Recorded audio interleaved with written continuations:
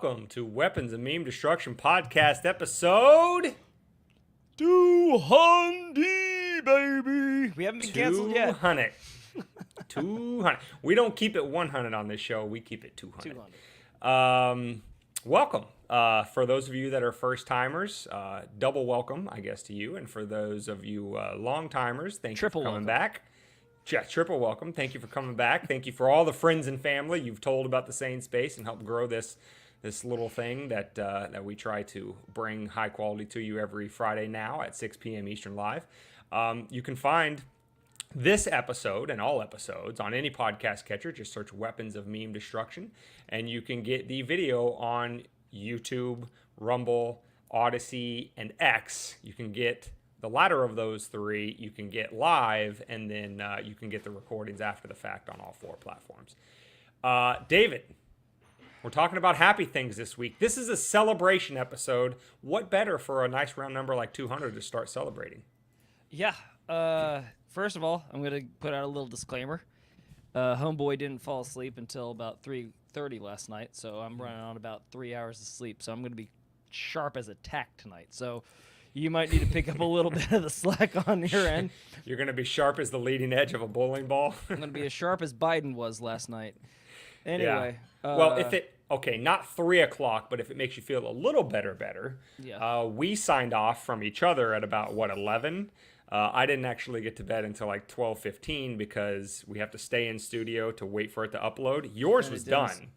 When you left, mine was at like 65%, and the last 35% took an hour plus. So, not 3 a.m. You still, take the cake on that. But I did have to stay up for another hour after we got off, which is kind of a bummer because then we could have just stayed on chit-chatting. But if I would have known. I mean, if I would have known that I still had about 5 hours to go in my gas tank, staring blankly into oblivion for fucking hours on end. Yes. But no. Also, speaking of, if you were there last night for the podcast live stream and showed up tonight, again, thank you for the support. If you watched the debates, chime in, put your comments in if you weren't there last night. And tonight we're celebrating, like Dane said. So what are we celebrating, Dane? We're celebrating just in general freedom. We had two events happen this week, one earlier this week and one actually just this morning as we record this on June 28th, 2024. The first one, which is what we're talking about today, is finally, after 12 long years of incarceration or quasi-incarceration, because for an extended period of time he was in an Ecuadorian embassy in the UK for a long time, Julian Assange is free. And for those of you who don't know Julian Assange, he is the creator, the motivating, the operating force behind WikiLeaks. And, to kind of just refresh the memories of what exactly he did wrong. Why did all of the powerful governments of the Western world, why did it take little old Ecuador with their embassy in the UK to shield this man from ultimately prison, which he eventually did go to, Belmarsh prison in the UK for the last few years? Why did it take little old Ecuador standing up to the likes of the United States, who wanted to extradite him to be prosecuted over here, stand up against the UK government, all its Western allies, etc.? What did he do? Why was he such a bad guy worthy of such treatment? Well, WikiLeaks kind of came on the scene in the mid-2000s, and their crime was outing the crimes of the American government to the American people and the world. When did you say Shame this came on out? them. When did this come out? The video, I want to say 2010, 11, 12 area, something like that. And who was president during that time? Obama. That was the end of the Obama administration. And wasn't he running on the support of whistleblowers during that time? Yeah, he was hoping change, right? He was going to right all the wrongs of the George W. Bush administration of being in foreign wars constantly. Yeah, that Obama. And then he doubled down on the foreign wars and then came after Snowden and Assange with a vengeance. Yeah, exactly. It seems as though they might have been lying to us for a tish. They might tell us one thing and do another, like a toxic girlfriend. It's that old Tom Woods law. No matter who you vote for, you always end up with John McCain. So what did he do initially, and then, after the fact, which made him, public enemy number one, or at least if not number one, definitely in the top five, especially for the U.S. government, is WikiLeaks is the one that first published the videos that were leaked by then Bradley Manning, later Chelsea Manning, of basically a U.S. attack helicopter murdering innocent civilians over I believe it was Iraq. Any relation to Peyton or Eli? No, not very distantly. Probably. So like a really big family reunion, it would have to be. Yeah, for them exactly. Okay. It'd have to be like a once in a century. That's a hell of an American family. They're closing in on the Kennedys. I'm telling you what. What with the Bush's Baked Beans franchise under them now and the Subway? Oh my goodness. They're just taking over everything. Yeah. So in this video, and I mean the video was kind of the salacious thing that got a lot of people's attention, but there were more documents that were ultimately published by WikiLeaks that Bradley Manning turned over at the time. But the salacious one was this video, like I said, of a U.S. attack helicopter gunning down innocent civilians and a few Reuters reporters, which by all definitions and all intents and purposes are war crimes. Now, the reason why this is important, I mean, you obviously know why it's important, that we, the people, the ones that are supposed to hold all of the power in this country, the government is supposed to serve our interests and do what we say, not the other way around. It's important for us to know that our government is filled with criminals just as egregious, just as heinous and evil as everybody else they point to around the world, because what is their favorite pastime? Their favorite pastime is running around screaming, war criminal, and he's like Hitler. This applies to Putin, and this applies to Assad in Syria. It applied to Saddam Hussein. It applied to Khomeini in Iran. It applied to, Gaddafi in Libya. All throughout history, right? This could just as well be a culture, a culture corner segment just as much as an Epstein, but all throughout history, the United States government is bad guy, forgetting that the other three fingers are pointing back at them. Well, Assange committed the great crime of publishing these materials and basically telling the world that those three fingers are definitely pointing back at the U.S. regime. Ugh. Well, and then once it came out, I'm sure that America had the reaction that we all expected, and they were relieved and held those accountable that needed to be held accountable. And it definitely didn't turn into that was an un-American thing to do, to tell Americans that we were being un-American by doing un-American things. Right.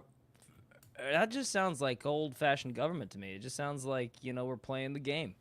We're playing the game. You said the thing that I didn't want you to. Now I'm going to come after you, and I'm going to try to make it illegal. And now I'm going to try to introduce legislation that makes it harder for you to do that next time.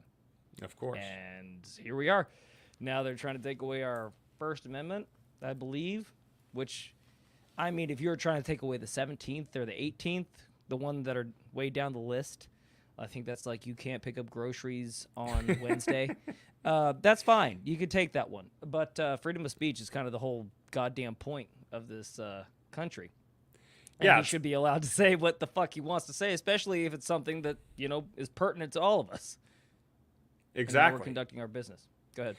Exactly. No, the freedom of speech, there's a reason. It's not just first because it's the first one that the framers just happened to think of off the top of their head. We have to remember who the framers of the United States Constitution were. They were children of the Enlightenment. And the Enlightenment came to be because of this radical notion that, contrary to what the kings of Europe had been telling all of their subjects for the last, 1,000 years, was that they were ordained by God and thou shalt not question them, because to question the king is to question God.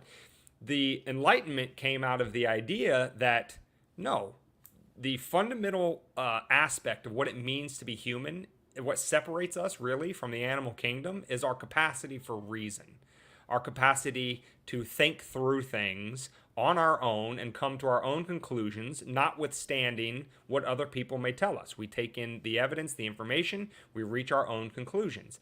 And the knock-on effect of using one's reason is the ability to communicate that to try to use your reason to convince other people that what you're saying is true and, what the powerful are saying is false. And so, that is the reason why it's a bedrock principle of America as a country, is because, again, those founders coming out of that Enlightenment era knew how fundamentally important it was. If you wanted to have any shot at all of maintaining a free society, you needed to make freedom of speech sacrosanct.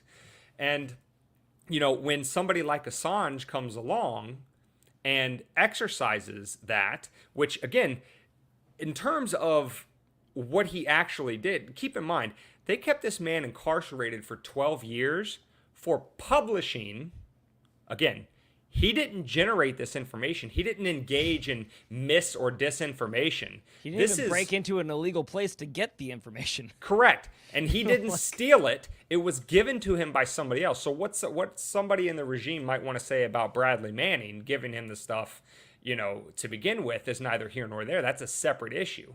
The question is, Assange as the publisher, the one who gets non-stolen information and publishes it to the world to say, your governments are acting in a criminal manner. They are violating their sacred oath to uphold and defend the Constitution, which is allegedly their contract with us not to violate our civil liberties, not to do all of the bad things that they do, is he published it to the world to say, you are, if not absolute evil, you are ruled by utter and complete hypocrites in every sense of the word. And for that, they imprisoned or quasi-imprisoned him for 12 years. And so I'm always just brought back to that one quote, and I'm paraphrasing, but it's from 1984. In the empire of lies, truth is treason. That's why his freedom was stolen from him for 12 years. And again, this is an Australian citizen, so not even a US or UK national. Two countries colluded to imprison a citizen of another country that is allegedly their ally, Australia, to imprison him for outing their own misdeeds. I mean, need we say more? I guess it's kind of that. It's a symptom of the disease of what has become our government. It's, again, the heroes are always, the Nancy Pelosi's, the Chuck Schumers they're up on Capitol Hill, they're getting things done, they know how to do things. I mean, they used to say it about Biden until last night, apparently, that he knew how to get things done in the White House, and he's been there for years, and he knows all the back doors and the strings to pull. But then you find out, that they're, insider trading and doing all that fuck shit, and that never comes to anything. I'm not answering your question. And then Snowden, I'm going to throw him in there. Why is he in Russia? Again, you brought up the fact that, where was he asylumed again? One more time, just so we all know. Who, Assange? Assange. Yeah, so he was in the Ecuadorian embassy in the UK for a long time, because when they were coming after him and he knew it, he went to the Ecuadorian embassy and he said, can you please go give me political asylum? Because he knew that if he was extradited back to the United States, he probably would have been killed. He would have suffered an Epstein. Yeah, he would have been Epstein. He'd been Epstein before Epstein.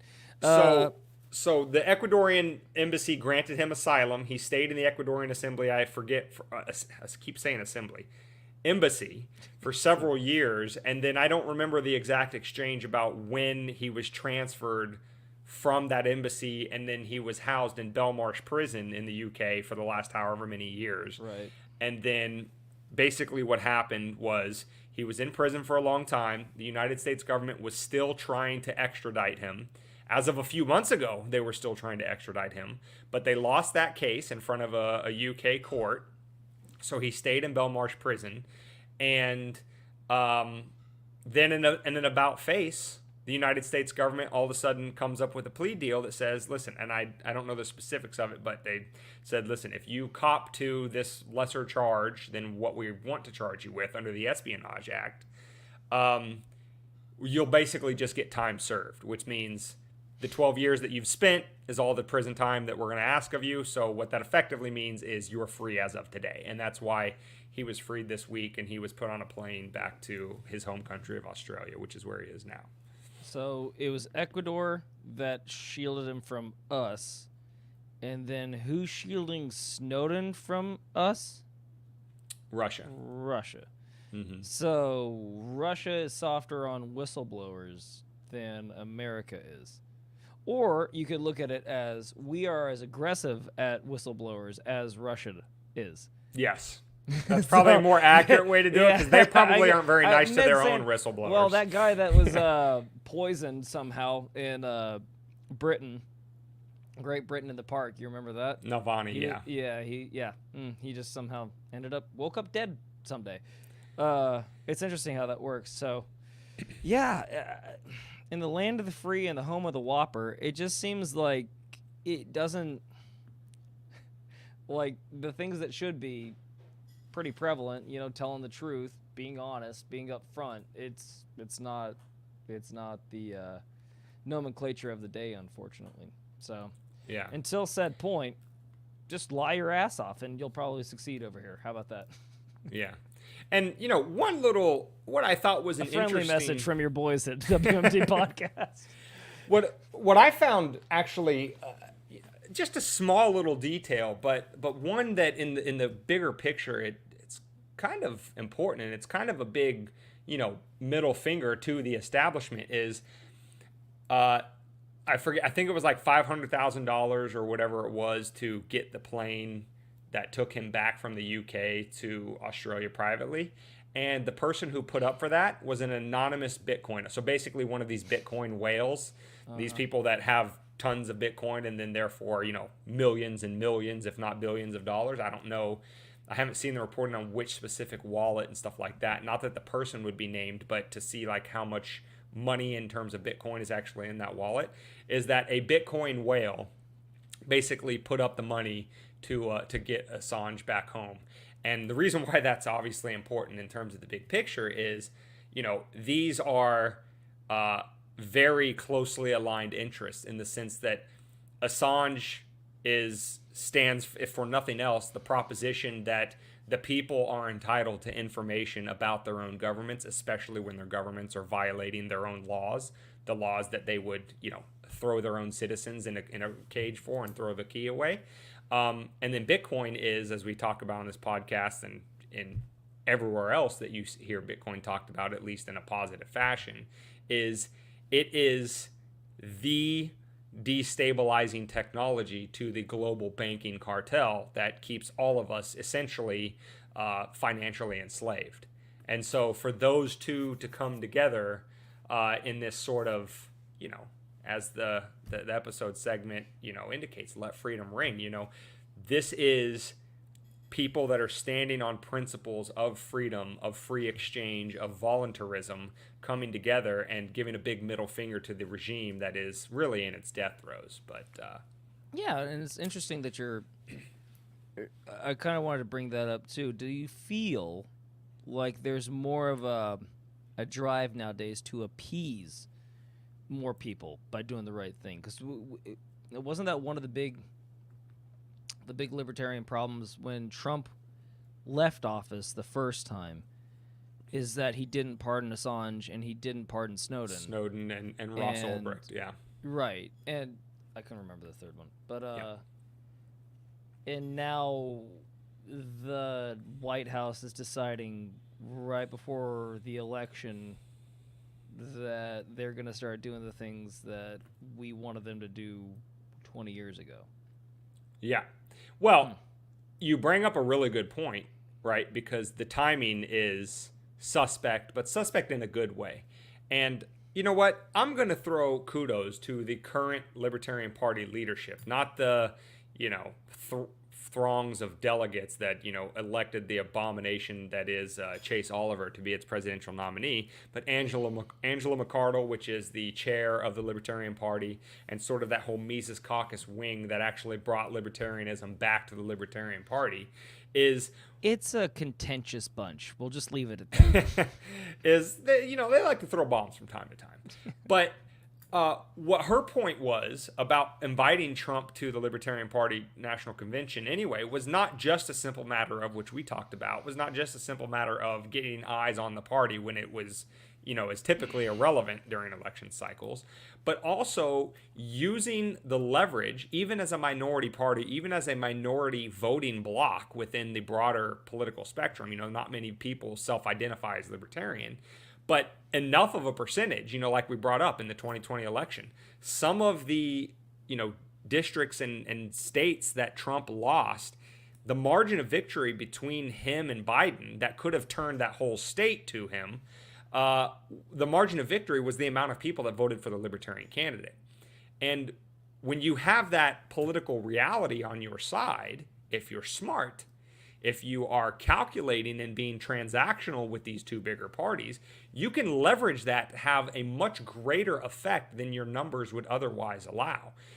Let's be honest, the Libertarian candidate is never going to get elected president. But what McCardle saw, what the Libertarian Party leadership saw, is we can convince Trump, who lost by narrow margins, say, listen, here's our issues. Come talk to us. Come make deals with us. And, maybe you'll win some of those votes that you lost in 2020. And so some of his promises were, and a key one that we talked about was, he said on day one he was going to free Ross Ulbricht.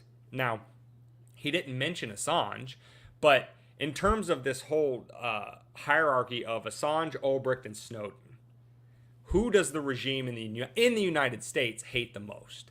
Top of that list has to be Edward Snowden. Right? When he tells the American people your government is spying on you and they're doing it in an egregious way, that's tops of the list. Assange is probably second on that list. Ulbricht the lowest.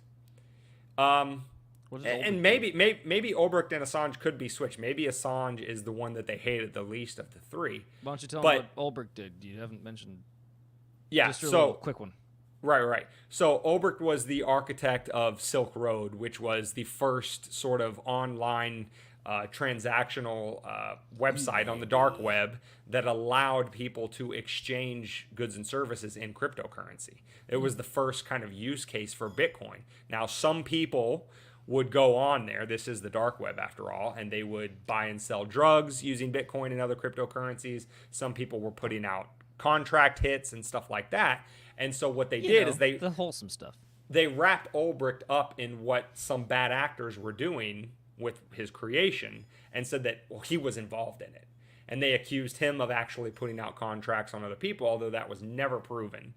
And, government doing government things and just lying. But anyway, Ulbricht and Assange may be 2A and 2B in terms of who the government hates more, because he provided that sort of test case for, okay, we have this technology of Bitcoin, but can it really be transactional in an everyday sense of the word to actually challenge the international banking cartel? Well, Ulbricht's website proved that can happen. And that's why they locked him up and literally threw away the key. I think he got like multiple life sentences for simply creating a website that people used outside the government's permission slips. There you go.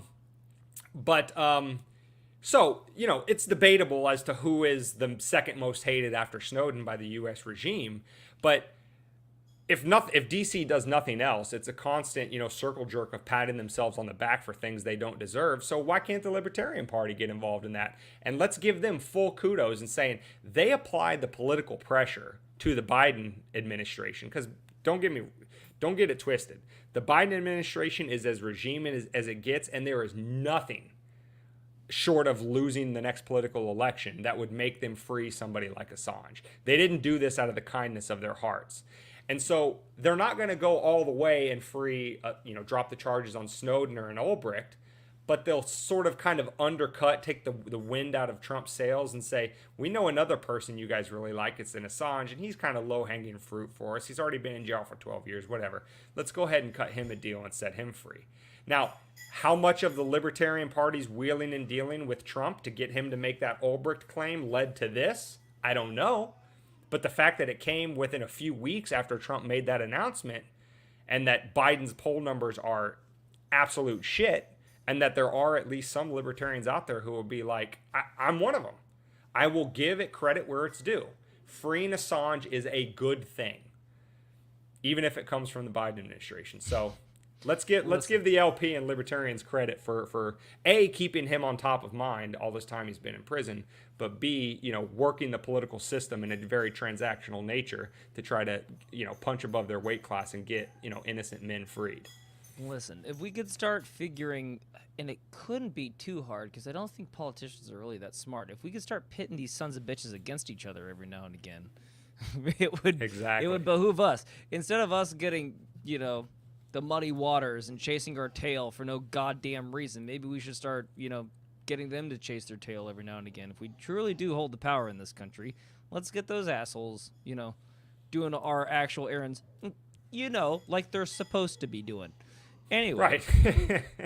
we have to coerce them to do what they are supposed to be doing anyway. Yeah, you're giving a treat to the person, like, peeing in the toilet. Like, potty training ends at, like, 3, 4, maybe, if you're not catching on quickly. Like, you don't get a treat every time you make poo-poo in the right seat. So, yeah. I don't know. It's just, yay. I guess we got one victory. Now on to the next session, or successive defeats to the next, maybe small victory of, I guess they'll never they're not going to let either one of those two out, are they? Ulbricht or Snowden. Ulbricht or There's Snowden? no way we can even hope for that. Snowden, I think, like I said, again, public enemy number one, he's probably the least likely to get. He's a Russian citizen now. He's just not. Yeah. He's an American hero, but a Russian citizen. Because even though, and I've seen in recent interviews when Trump is asked about Snowden, he's like, he kind of waffles. He didn't say anything as definitively as what he said about Ulbricht during the LP convention of, on day one, I'm going to pardon him. But I think that in Trump's sort of, how he kind of speaks from, and he kind of feels things with a gut instinct, and that's what he runs with. I think, and that's really the difference between candidate Trump and President Trump. Is candidate Trump says a lot of great things, and if he would act as the executive the way that he campaigned, he would be an amazing president. But what he does is, and again, according to him, he came in 2016 and didn't know anything about the apparatus, and that's why he put all of those bad people around him, John Bolton and Mike Pompeo, and, the list goes on, Nikki Haley, et cetera, et cetera. But now he says, I do have the experience. I know that these people are not good, and so I'm going to put better people around me. Whether he'll actually do that, I guess that remains to be seen. Well, at least he's not surrounding himself with his family again. That's at least a step in the right direction. No offense. I mean, but listen, he's got a nice family. It's fine. But if he did nothing but family and didn't install these swamp creatures around him, well, then that would have even been better. Right. But hey, listen. So if he would run with his gut, and the reason why I'm making that point is to answer your question about what are the chances for Snowden, is I think in his gut, Trump understands that. And maybe he might be inclined to pardon somebody like Snowden, because as far as he's concerned, he's like, Snowden is a bad guy to the regime. Like, I wasn't here when they passed the Patriot Act. I wasn't in Congress for 5 decades when they, just ramped up warrantless surveillance. They expanded the powers of the FISA court, and they expanded the scope of the NDAA to basically, turn the federal government inward against its own citizens. So he's like, what does Snowden have to do with anything I did? There's no sweat off my back to pardon him, but he puts those people around him, and they're the ones that stop him. It's the exact same thing in terms of our grandfather situation of George H.W. Bush being installed essentially as VP when Reagan looked like he was going to win. The establishment of the Republican Party is like, he's too much of a loose cannon. Get one of our apparatchiks in there as his VP to control him. Right. And Trump has allegedly picked his VP, hasn't announced it yet. We'll see who it is, but that will tell us a lot as to whether he's actually learned any lessons from his first term. Well, seeing as we're talking about the impending doom that is this election, just thinking outside the box, what is the likelihood, or what plus minus? Give me a plus minus that something happens in the next couple of months, something unprecedented, that causes us to have to postpone elections like they did in Ukraine? Is it possible? I mean, nothing's impossible. Right. So, with that being said, and don't forget, for the last couple of years, they said the next pandemic or the next crisis or this or that. Be afraid of things. Anyway.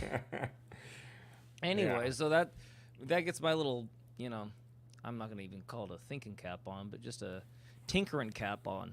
So just keep an eye on the space. Just watch yourself. Just stay vigilant. Stay logged on. But we'll stay in the sane space because what an idea. What a concept. There's tons of content creators out there that are, editorializing and giving you their 2 cents on things like that. But, and we're no different in that regard.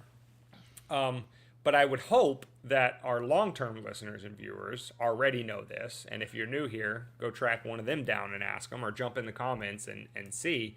Our opinions are guided by, the principle that human beings, first of all, taking human beings for what they are, which is, self-interested, rational beings, and rational in the sense that they use their reason to pick choice A versus choice B if they deem choice A is in their benefit, and then they respond to incentives.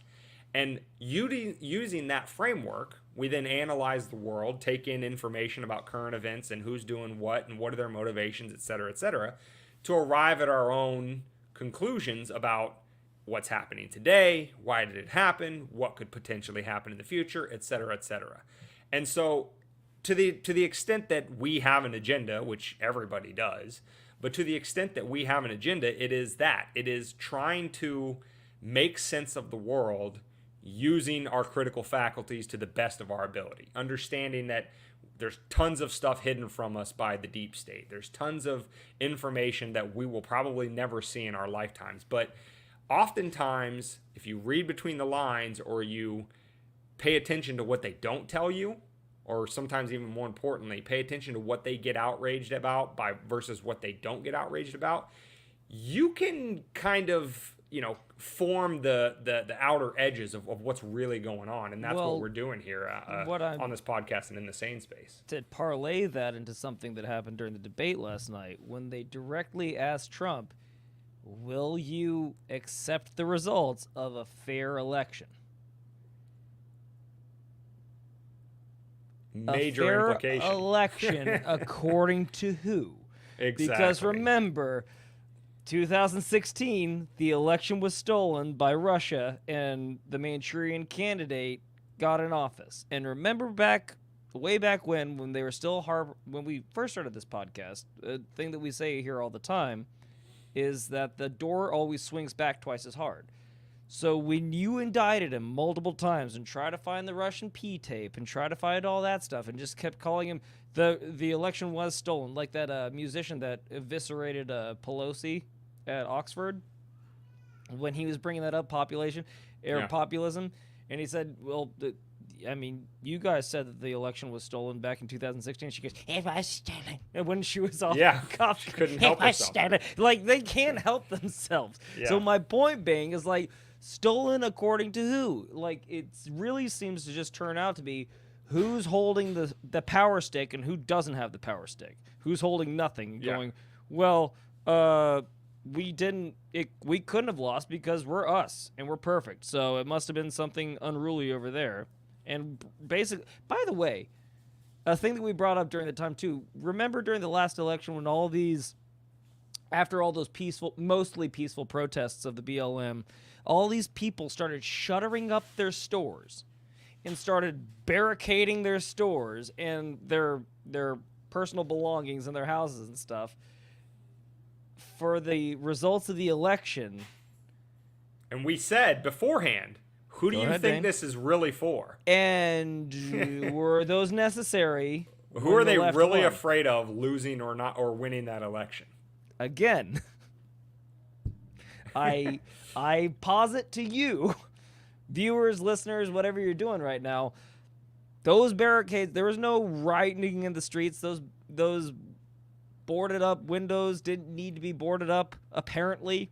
So that was a mostly peaceful exchange. So again, then on January 6th, something different happened. We'll just leave it at that. But yeah. So again, even to ask the question is to kind of edge the answer. I guess it wouldn't answer the question, but it's like, why do you have to ask that question? Do you think I'm going to do another January 6th that and he brought it up the other night too, like Pelosi said that she's just as accountable for it as I am. So yeah. I try to give her more troops and she denied it, but it's still my thing. Okay, cool. And it's just, it's an ever-ending doldrum. So all I'm saying is prepare for that or prepare for the mostly peaceful exchange of power on when is it mostly peaceful exchange of power? Yeah, I think we should coin that. When do they transfer power? Like January? January or December? 20th. Okay, yeah, January 20th. Mm-hmm. On January 20th, let's see how easily that goes over. Or we'll just see what happens in November, and you can probably predict what happens in January. Right, exactly. We got a comment from one of our viewers here. Chandler says, "You betcha," and he says, "That's a pee-pee tingler." always with the quick wit and insightful thoughts that Chandler is one of our favorite sane spacers.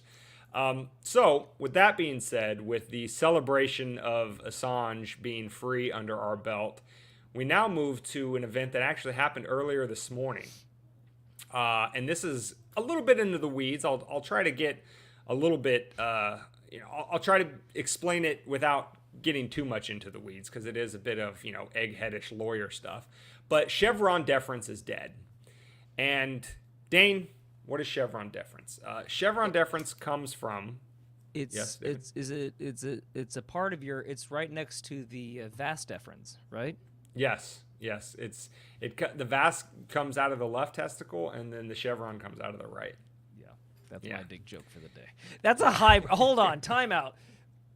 Judges, yeah, that's a highbrow dick joke. Thank you very much. Like you had to know biology. You had to know that I was going okay. I just want kudos. Yeah, it's probably the most regal dick joke that I'll ever crack. Put it that way. Nice. There we go. Thank you. They're very. Thank you. That's all I wanted. They're very amused. That's all I wanted. Chandler says, if Biden gets elected, we're fucked. Chandler, I think I gotta agree with you on that one there, champ.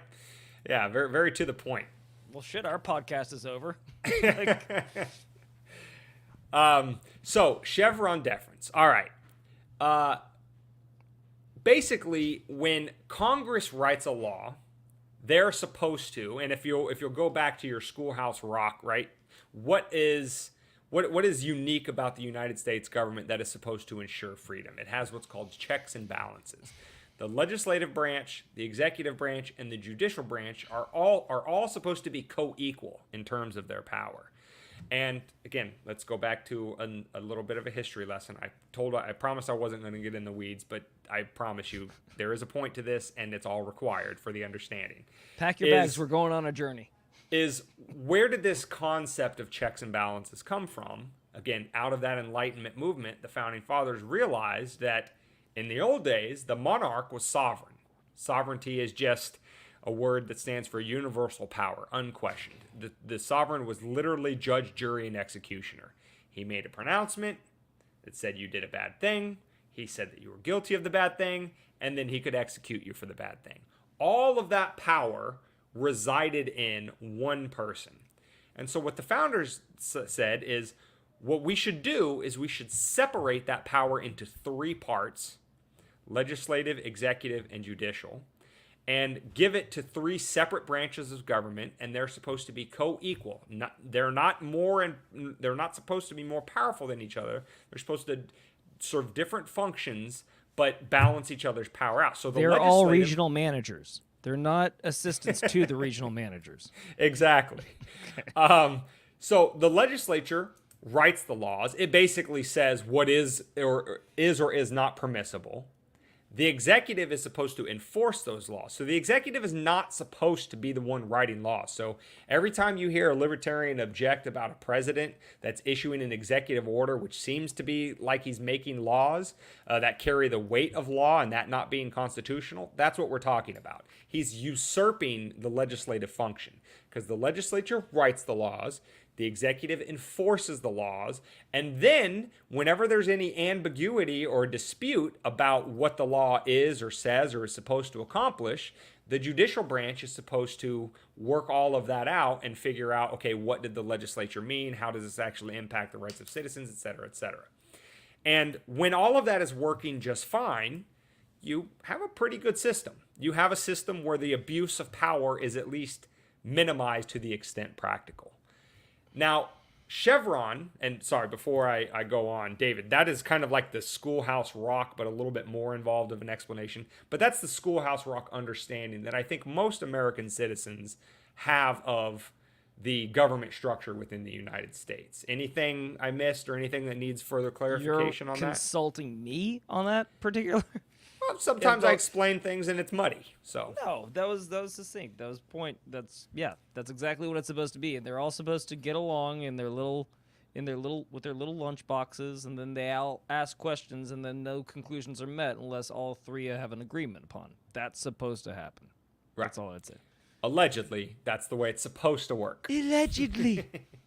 So, the reason why this case, which again, it seems innocuous until you get really down to its practical application and what's behind it, is there was a case in the 1980s called Chevron USA Inc. versus Natural Resources Defense Council Inc.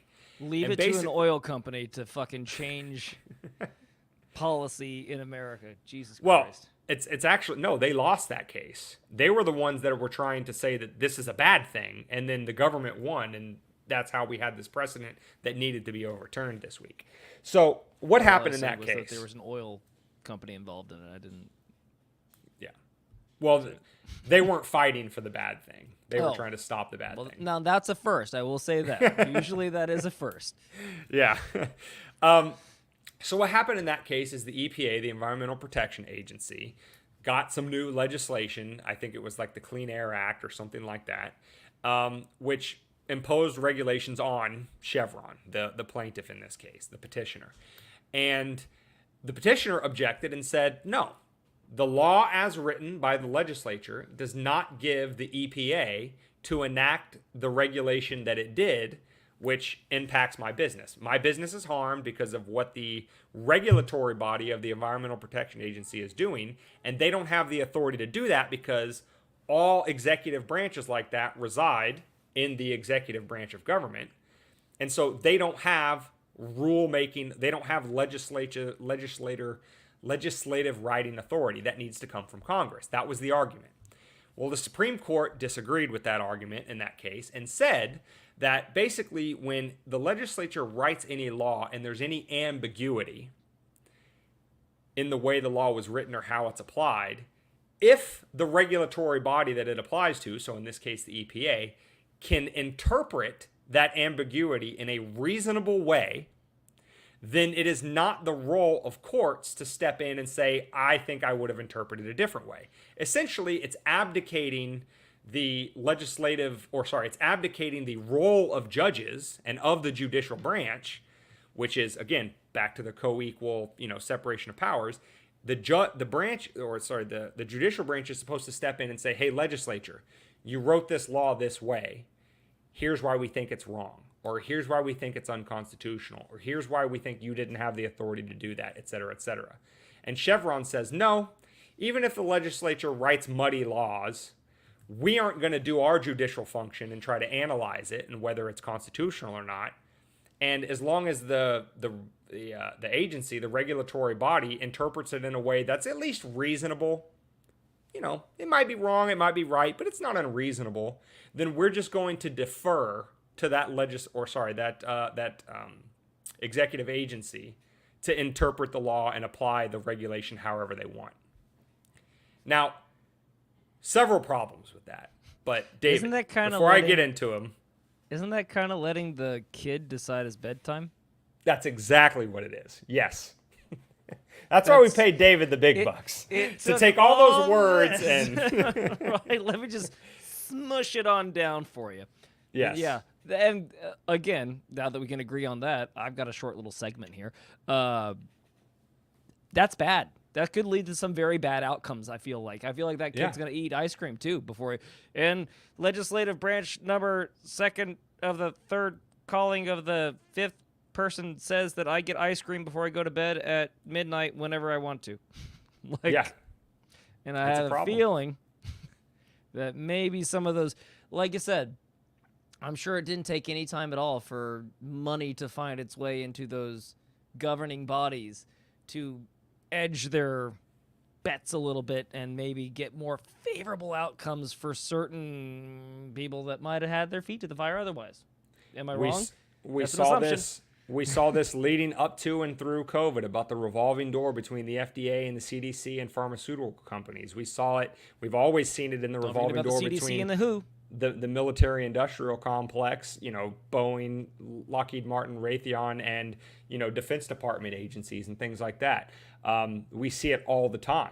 And the reason why that incestuous relationship exists is because the regulatory body that's supposed to be, in theory, overseeing and keeping these companies that they're supposed to regulate in check and accountable to the rules are actually just...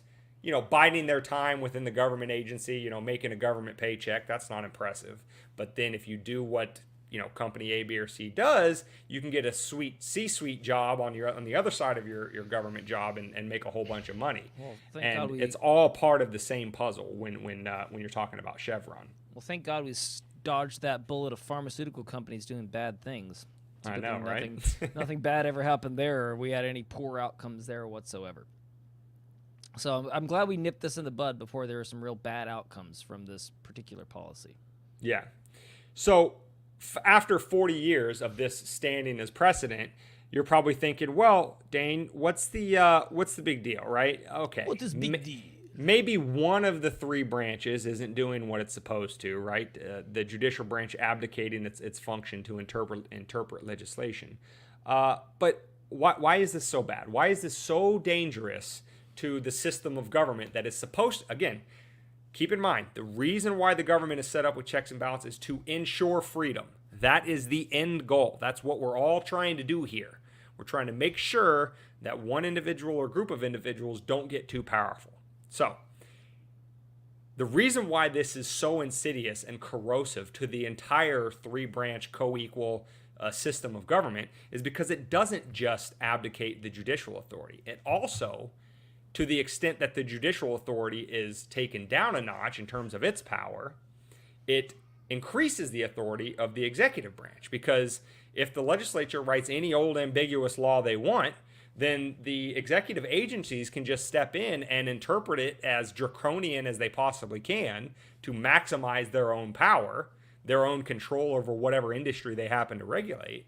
And those industries have to bow down, because if they try to sue and go to court, and if it gets up to the Supreme Court or any court underneath that, they're just going to point back at Chevron. They're going to be like, Chevron deference. Nothing. It's a reasonable interpretation of whatever the ATF wants to do to take away your bump stocks, for example.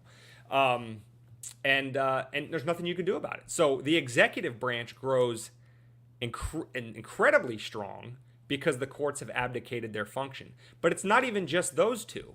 It is also harmful to the legislative branch in the sense that it, as we talk about on this podcast all the time, it provides the incentive for legislators to write sloppy, bad laws, right? Because think about what is death to a legislator, whether they're in the House or in the Senate. What is death to them is passing a law that has a detrimental impact on their voters. Their voters point back to that law and concede the voting and say, hey, Mr. Congressman that's supposed to represent me, you voted for this law, and this law hurts me. I'm not going to vote for you anymore. You're out of power. So what Chevron deference does is it allows the legislator to be lazy, write in an ambiguous, vague law, kick it over to the executive agency to interpret it however they want and enforce it, And if they enforce it too draconian and it harms your constituent, then the legislature can just go back when they do their town halls and they can say, I mean, yeah, that's when I voted for that, that's not what I thought the law was going to be. Blame the agency. Don't blame me. Don't vote me out of office. I didn't do it. It's the agency interpreting the law that did it. And so what it does is it removes the accountability from legislators to do what they're sent to Congress to do, which is legislate on behalf of their constituents. And in order for that system to work, there needs to be a clear line of demarcation in the citizens' thinking of, I'm harmed by A, you voted for A, I'm voting you out. And if that water gets muddied a little bit, then it allows politicians to do what politicians do, be squirmy, marmy little cretins, and say, well, it's not really my fault, and they never get held accountable. And as a part of that accountability, the knock-on effect is, as we talk about on this podcast all the time, unelected bureaucrats. That's who lives in these regulatory agencies for decades. They never show up on a ballot. They have immense control over your life in terms of the regulations they pass and enforce. Exactly. Yep. And they have tons of control over your life, and you don't have any authority you don't even know their name to kick them out of office or anything. Right. And so all along the line, this seemingly innocuous little, this is just a kind of, an interesting little curiosity of egg-headed lawyers that, get their panties in a twist over things that really don't matter. When you really break apart all of its components, you can see this is highly corrosive to any sort of system of government that is supposed to be, at least pointing in the direction of more freedom, more liberty, protecting the rights of citizens from an abusive, over-encroaching government, et cetera, et cetera. This was one of the worst Supreme Court decisions in American history. And thanks to the new case just decided this morning, it was argued back in January, but decided this morning, Loper Bright Enterprises et al. V. Raimondo, the Supreme Court has explicitly overturned Chevron and says, we're not doing that anymore. The legislature passes a law. We're going to analyze it. We're going to say what the law means. And if the legislature doesn't like what the judicial branch says that their law means, then the legislature can amend the law, which is what they should do. Because I don't know about you, David, but when I wrote a paper and turned it in school, it usually went through multiple drafts and iterations before the final product. My first draft wasn't my best. And that's how this function is supposed to work. Legislature writes it. If it's bad or lazy, the judicial branch says, here's what we think it means. And the legislature's like, that's not what we thought. That's not what we meant. And then they revise it, and then that's how they check and balance each other. Well, that's what made you a good student and me a student. So, yeah, usually my first draft was my only draft. I'd hit it with a hard autocorrect, like at spelling 10 p.m. check. The day before it was due. Day, like hours. But no. Yeah, I'd hit it hard with an autocorrect, check the word count real quick, make sure that I didn't have any of those green little squigglies under it. Yeah, I'm dating myself. I was using Microsoft Word. What of it? No big deal. I didn't have fucking Chat GPT to write my goddamn term paper for me, you pricks. But by the way, shit, I did an old thing too. You remember when we were going through school and like all our parents would say is like, I used to have to go to the library and I used to have to know the fucking hold on, don't shit, what is it? If I wasn't trying to think of it, I'd know it now. How they organize things in the library. Goddamn. The Dewey Decimal System. I had to learn the Dewey Decimal System, and then I had to go and search out a book, and if somebody checked it out already, I was fucked. So it was like, yeah, you guys are old. What did you use, an abacus for math, too, you fucking weirdos? But now we're doing, I didn't have a computer to write my own paper for me, you sons of bitches. But and now we all have a supercomputer in our pockets. Yeah. And now they have AI. Well, I won't get too far into this topic, but now there's AI that can digitally remove people's clothing. Have you seen this, Dane? I have not, but I am not remotely surprised. Think about the implications, Dane. Think about the implications. It took me all of a nanosecond to figure out what this. How does it know that I'm a grower or a shower. You know, that's all I'm asking. You know, maybe it's a little more complimentary than it should be. Maybe it's I'm it's sure not giving me enough. You know. Fair That's enough. where my head goes. Those are the thoughts and my term papers that kept me out of the good schools. But yeah, back to your point that I've totally fucking derailed and gone off in the wrong direction on. It's all right. The memes love it. Yeah. Yeah, I have a tendency to do that from time to time. But yeah, and then like I said, I brought up during your rant the most poignant and most current event topic that happened in this Chevron Deference is Fauci. You didn't even, I bet you 95% of America did not know fucking Anthony Fauci's name before any of this happened, before COVID happened. And now he was apparently a god of science. So that was cool. We'll never forget him again. And then it's coming out that he may or may not have been doing things that may or may not have been totally cool that he was doing. Yeah. So putting it politely. David's the far more diplomatic of the two of us. That may or may not have fucked the rest of the world up pretty hard. Put it this way. If you fuck something up at your job as hard as Anthony Fauci fucked up his job, they'd probably behead you in public squares because you didn't ruin that credit card company. You ruined that credit card company and every other credit card company, every other mom and pop bank, every other bank. like you literally everything. He fucked up everything. So yeah, this is the implication. That's why we're celebrating this decision today, so that maybe, hopefully, we can start getting a stranglehold back on the government and its willy-nilly approach to how they write laws and uphold them in this country that we still call the United States of America. Exactly. And Chandler chimes back in the chat, says convicted felon 2024. I wonder who he's voting for. Well, there's only one that's been convicted, right? He's still appealing it. Are you convicted if you're appealing it? Yeah. I mean, you're convicted until you're not. So it's one of those things. And when Biden dropped that last night to the tune of crickets, that was pretty great. What about the whole you're gonna vote for a convicted felon? You know, that's one thing that always boggled my mind about, the Hillary / Biden people or whatever.